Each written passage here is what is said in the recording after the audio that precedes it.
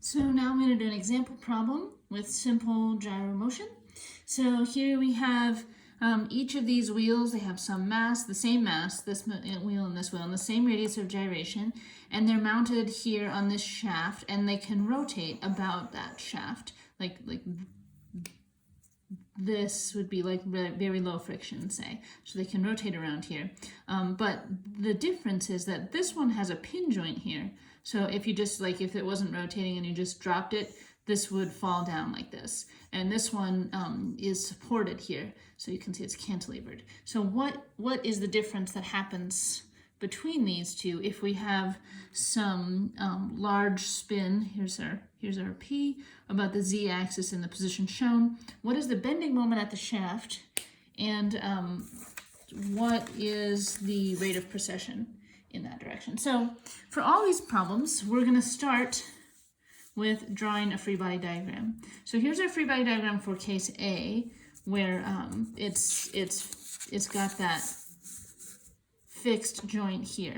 So here's our free body diagram. We're going to draw just from A to the wheel, and so the wheel's going to have some weight. I'm going to draw this P in here, and there's going to be some force, and this would be like from statics. You probably remember this, that like if you kind of cut this apart, you could see that there would be a force applied by one part of the shaft to the other, a shear force. So I'm just going to call that force F, and then there would be some bending moment, MA, that would be applied, and you can draw it in either direction here. And so you can see that it's a simple gyroscopic motion because P is quite large and the wheel is symmetric, so we can apply all of our simple gyro motions. And so then when we write the sum of the moments about A, we're going to get this big omega crossed with IP.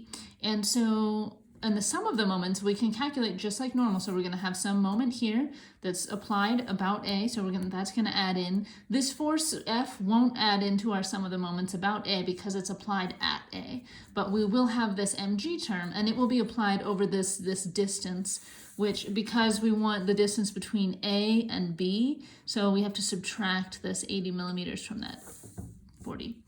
Okay, so, and now we're going to think of that as equal to some omega cross IP. But look, this force A, this moment A, this can be as big as we need it to be. In fact, what we really should do is we should calculate, what it would have to be to counter this. And then if that's like so big that it would bend the beam, then we have a problem where this is going to happen.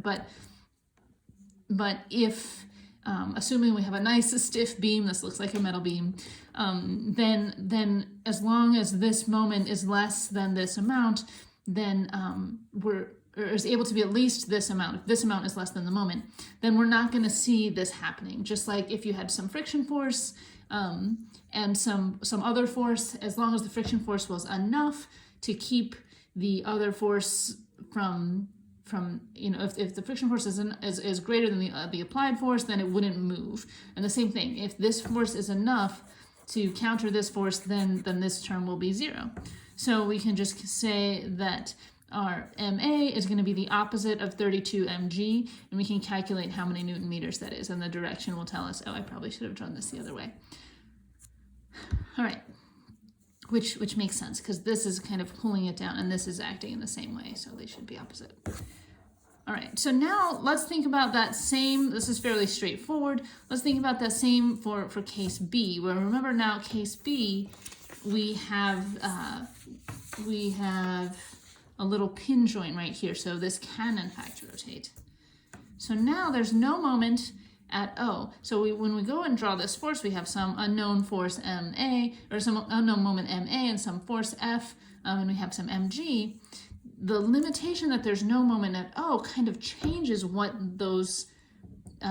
what the relationship between that force and the moment can be. Because if we drew a different free body diagram now between O and A, between just that little segment right there that's on that this kind of green in this picture, but that's right here next to this, we would know that at point O there can be as many forces as we want, but there isn't a moment. So that means that if this isn't going to rotate, and we know that we want our moments to be equal to 0 since there's no mass here, so there wouldn't be any inertia. So we're going to have, so the torque caused by this force has got to equal this moment. Otherwise, you know, there would have to be a moment to counter that, and there is no moment. So we can say that our MA, which is going to be this way, is going to be equal to the force times this 0.8 here. 0.8 here. So that gives us this relationship that's different, that we didn't have up here, between the moment and the force. And we also know that this force better be equal to mg, because we're not having any acceleration going downward, and if there was, it would just be small to start. So if that's the case, then we know that F equals mg, and we have our moment. We can calculate the moment just from this. So we have our moment is going to be equal to 0.08 times the mass, which they give us, is 4, and times g, which is 9.8. So if we just substitute that in, we can calculate this answer. And now here, when we go into this equation, this moment, we know the value for it. It's limited. It can't be whatever we want. It has to be this. And the moment caused by this force, we are also given, so that's the same as what we calculated up here, 0.32 times mg. And now all of that is going to have to equal big omega crossed with IP. And in this case, this rotation would be in the y direction, and that's going to be perpendicular to the z direction, so this cross product is just a multiplication. So that leaves us with our MA, which we calculated here is positive. I was really careful with the signs, right? So this force is up, this force is down.